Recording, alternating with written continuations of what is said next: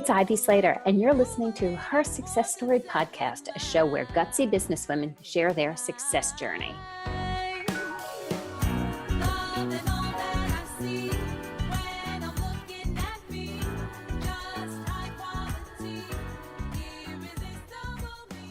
Hi, this is Ivy Slater. Welcome to today's episode of Her Success Story. So today I have kind of a treat for you.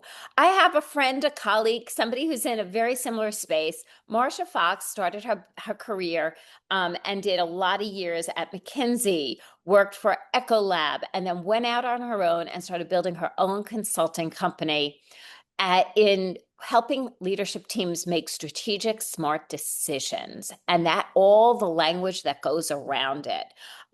When Marja and I had some conversations beforehand, said, this is going to be fun because we're in a similar space. We do similar things. We do it very differently. Very different backgrounds that have brought us to where we are. So Marja, thank you so much. Thanks for joining me on Her Success Story. Pleasure to be here. So share the backstory a little bit. How did you get involved? What triggered this career in consulting? Yeah, going way back to my days in high school, I actually wanted to be a scientist. That was the thing that really intrigued me, that felt appropriately challenging and stretching.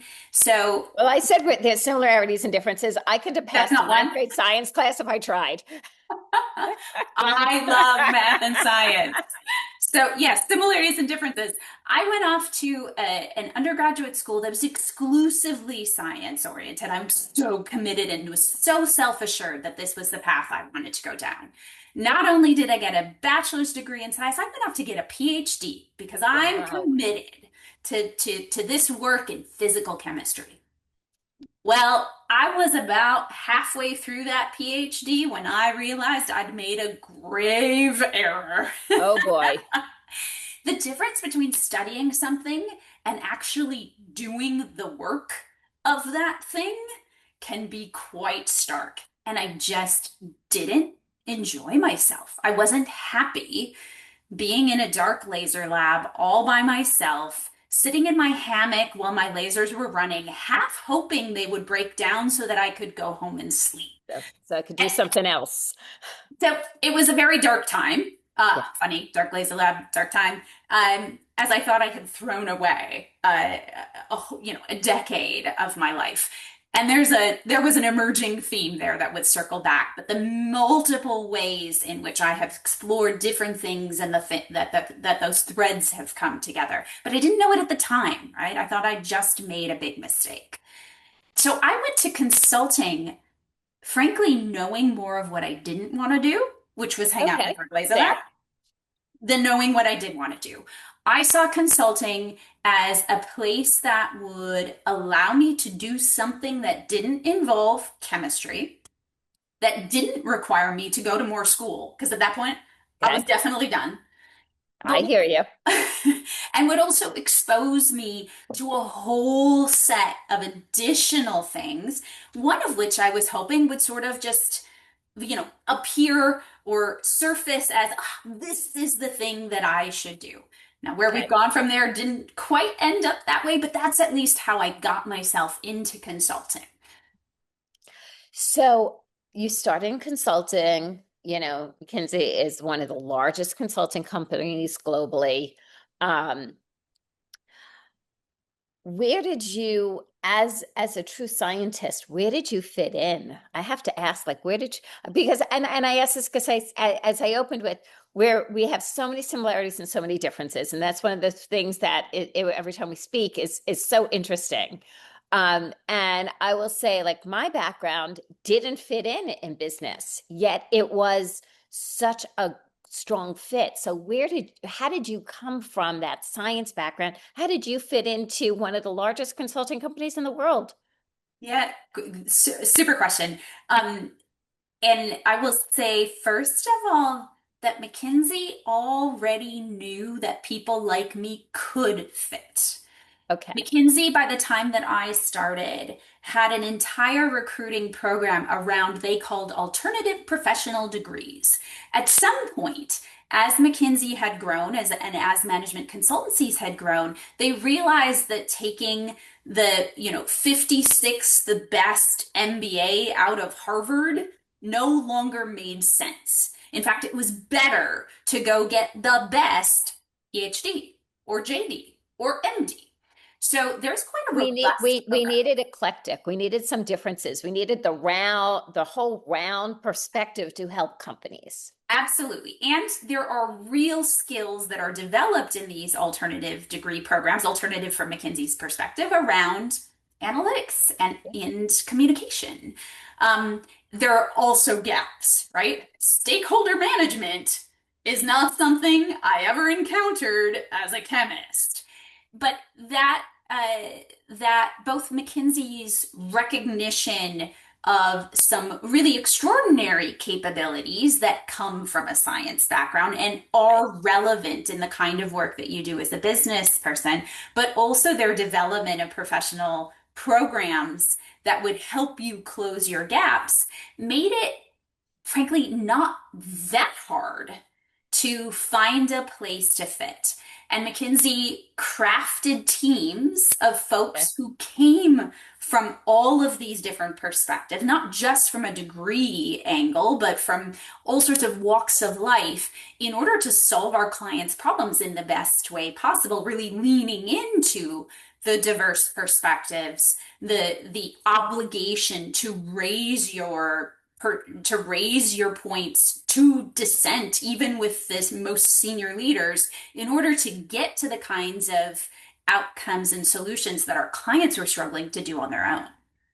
So let me ask you this, in the kind of communities that you were working in, I think, the big consulting companies, these smaller consulting companies, we end up finding what is our as a consultant, we find our sweet spots. How did you start finding yours? Yeah. McKinsey used to call it your source of distinctiveness. I What like is it. it that really makes you unique? Obviously, everyone in some of these high achieving organizations has to have a kind of baseline competency that is far above average. But to really be material, to make a difference in the kinds of outcomes that you are bringing to your clients and to your teams, you've got to have something that's a spike or multiple things that are a spike. After all, what is the good of putting in a room five people that are pretty good at all the things versus five people who will have baseline competencies but are really, really exceptional in different areas? Okay. So, source of distinctiveness has come down to me around a couple things. One is just problem solving. Give me a really hard problem and I will figure out how to tackle it. That's part of the reason That's the I've become strategic. scientist in you. That's It's the the sign. scientist in you. The second thing that has come up and did not exist as a scientist is insight and intuition around people. Mm. See what they say, hear what they say, look at their body language, and be able to very quickly kind of intuit three, four, seven layers deeper what is actually going on, because none of us are purely rational beings, and it's not a knock on any of us, right? And in particularly in the world of strategy, where no amount of analysis is ever going to give us an answer, Right. all of those things come to bear. And over the course of my time at McKinsey, but also Ecolab, I have developed a really really strong ability to connect with people and understand them at levels that are sometimes deeper than they even understand themselves, and bring that to bear in very productive ways in the kind of conversations that we have and in their own progress as individual leaders. So as you started honing in on your sweet spots, what you bring to the table, it what and why caused you to go out on your own? Yeah. I'm going to be real honest. It wasn't a grand design. I think we love to hear So stories we about love to do strategy for others, and then kind of for us, it's like, oh, well, it happened. so totally. But also as entrepreneurs, you hear so many stories about people who are like, I, for all time, have wanted to create this thing. It's where my passion is. And when I talk to other people contemplating entrepreneurship, that is such a barrier to getting into it because you're like, oh my God, that's not me. So let me raise my hand and acknowledge that my path to entrepreneurship was absolutely a backdoor. I disliked what I was doing at Ecolab. Okay. I had at the time my husband who was trying to be an entrepreneur himself, but is really an engineer and an inventor and not a business person. So he had things going on that weren't productive. Okay. And I said, okay, I have a need at home. I hate what I'm doing. I'm going to go be the business person. I've got the complementary skill set to figure out if any of these things are businesses. So I sort of accidentally stumbled into becoming an entrepreneur around some businesses that we're not even talking about today. Um, I ultimately closed those businesses down, but got the bug of, Right. oh, this being on my own is pretty great. But even then, it still wasn't, I'm going to start a business. I'll tell you that at that point, it was, holy crap, we have two adults who are making no money, and maybe that's a problem. So I just went out Yes. and used the skills that I had to start bringing in some income again. That Right. helped prove to myself that this was a viable pathway for me. And from there, have evolved from what I would say is sort of traditional independent consulting to the kind of strategic facilitation that you and I have in common today. It's interesting because, when we talk to others about opening a business and, I think some business owners are because they've always wanted to, and some it's like, I know it just kind of happened, like this happened and that happened, and then like I was like, I had to make some money, so I got some clients, and then this happened, and then I realized maybe I should hire somebody. And it's incredibly interesting to me to see various different paths, Yeah. and I've never, for myself, I always wanted to be a business owner. I mean, I started trying this out in my 20s, failed a couple of times. Um, and hence that's where our learning is. As I always say to my clients, I said, may you take everything that I've learned from what didn't work and take it forward as to what works for you. But it's also just it's so part and parcel to being an entrepreneur, this idea of experimentation. Yeah. Um, and failure isn't failure. Yeah. Failure is the process of learning and steering and eliminating and redirecting. And as soon as you can embrace that, as soon as you can embrace that not knowing and trying anyway Yeah. is the fundamental approach to entrepreneurship, it's all successes. So tell me a little bit about your business today. Yeah. Well, and this is where you and I have more overlap. So I said I was initially in the trying to just make some money, really doing the kinds of strategic consulting, management consulting that I would do at McKinsey, but on a smaller scale because Yeah. it's just me.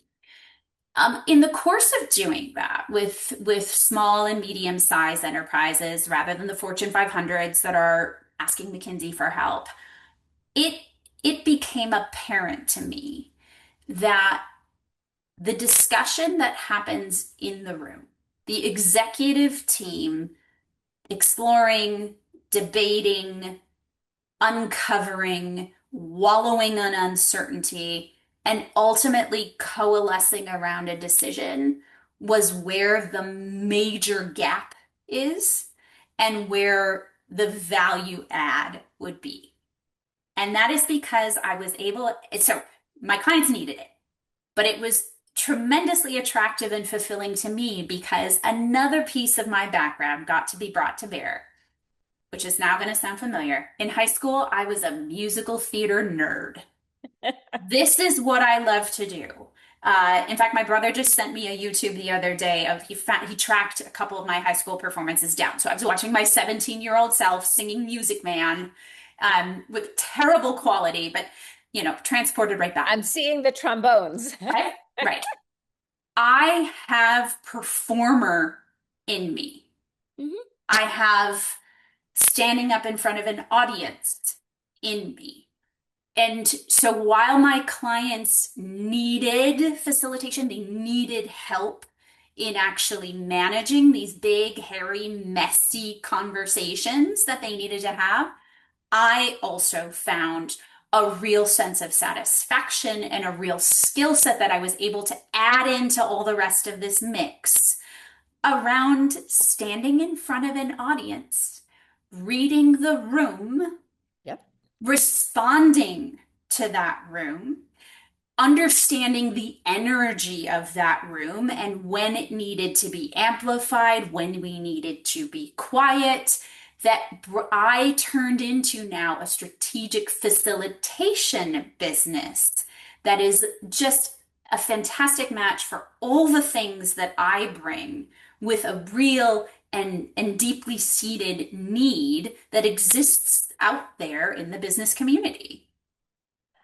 I have to ask, what has surprised you now as a business owner, now that you are a CEO, that you are the leader? What has surprised you? Oh my goodness, there are a couple things. So, one we've already sort of alluded to. Um, it is so much easier to give advice than to take your own advice. And I guess, like, yeah, I knew that, but viscerally now, I Yeah. know it. There are things like I don't really love business development, right? And like, going back and making sure I'm reconnecting with former clients. And like, this is all just good hygiene of being a business Right. owner.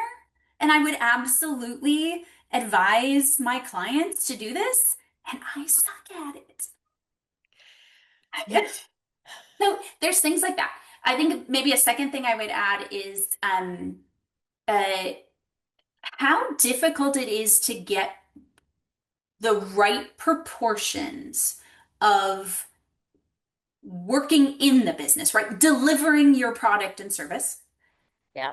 with working on On the the business, business.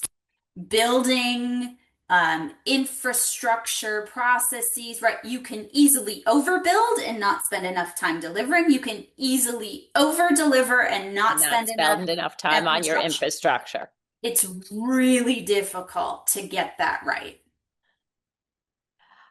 What um what helped you learn it? What helped you learn, Mhm. so you've been doing this a while. What what helped you learn that cadence? Mhm. Um, a lot of trial and error. Yeah. It is extraordinarily helpful, and I would even say necessary, essential to find other entrepreneurs. I think Get it's yourself in a community.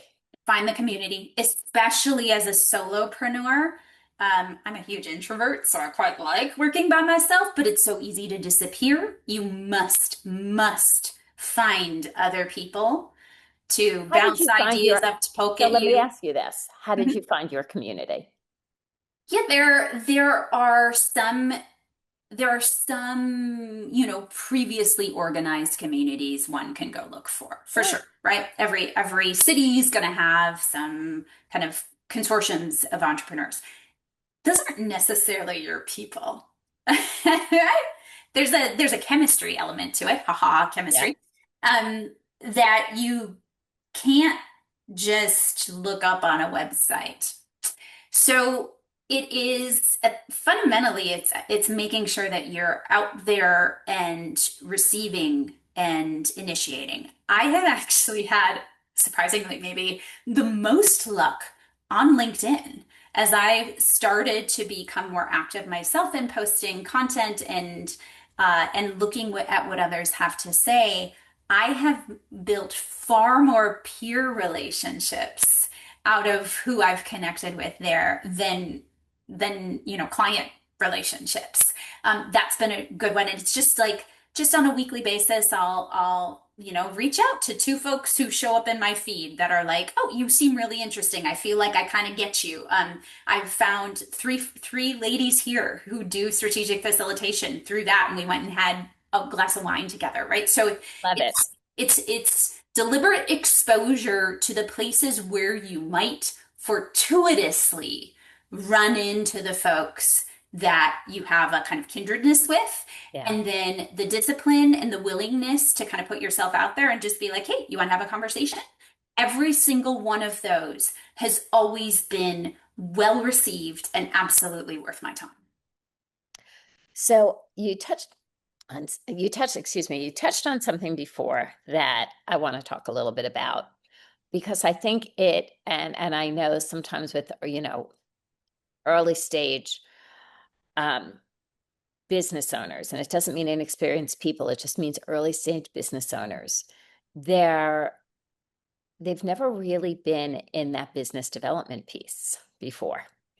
And sometimes, the consistency of the staying connected, they're like, this is, I hear comments like, this is so much. Like, I do this, like, how long do I do this? I was like, no, this is now part of your life. Um, what was what transcended for you from like starting to bring in the first clients to actually building that pipeline? Mm-hmm. And then, The of course, I'm going to ask about your mindset of now staying in that game. Yeah, it's again, I'll be totally transparent. It's falling down and picking myself back up. It's a plethora of work landing on my desk accidentally and being very happy to just get into the delivery and the problem solving and the things I love. And then the, absolute desert that follows it, where you're like, oh God, I guess I can't let myself continue to do this. So it's pain, like most things, it's pain, it's experienced pain that finally moves you. And then it's self-awareness that and maybe grace and acceptance and self-love. I will never be the person who loves business development. I will never be the person who loves working my network.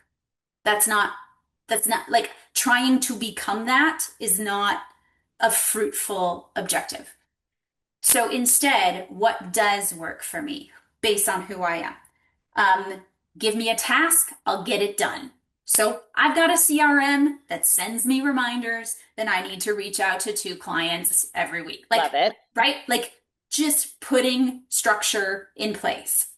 The second thing is, as we've talked about, I love solving the problem. So how do I actually reframe? Here's starting to be the mindset question. I'm not out there reaching out to my clients from a business development perspective. That's not what I'm doing.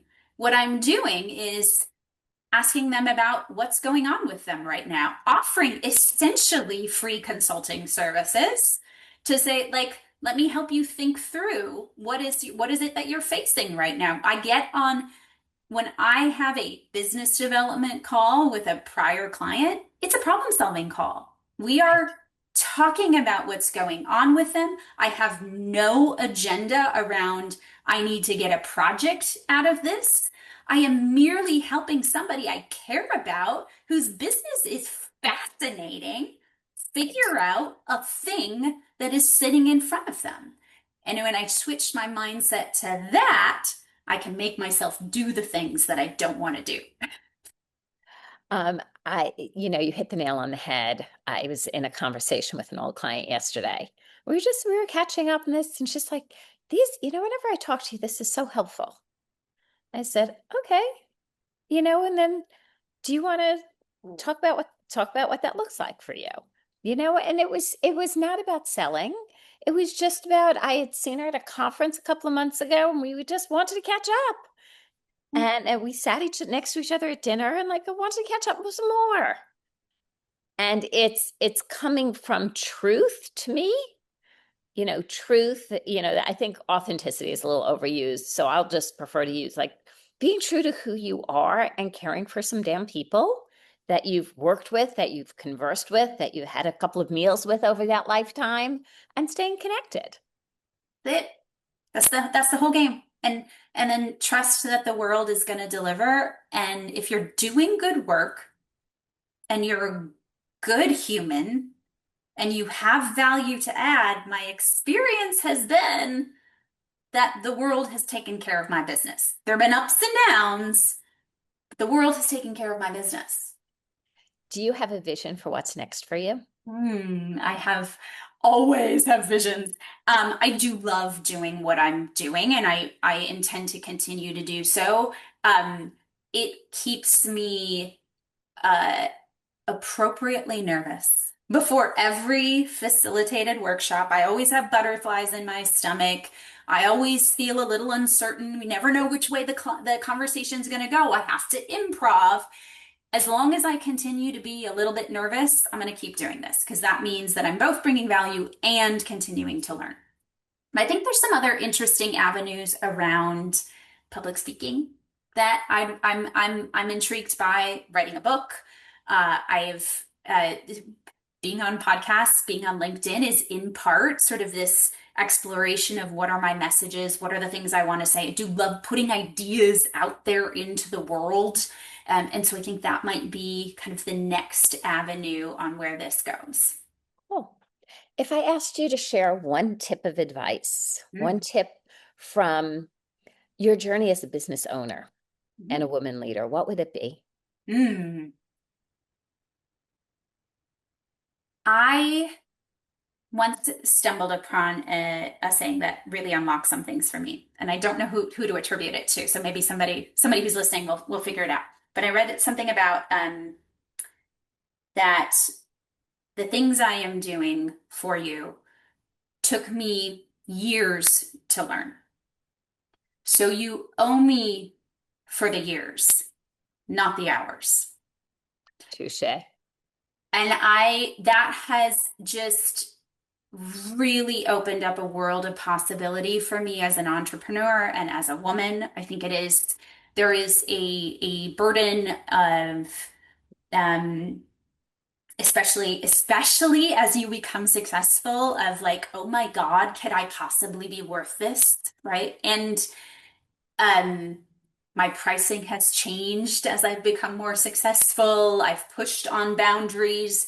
And every time imposter syndrome starts to rear its head, I just remember that you owe me for the decades, Yeah. not for the hours.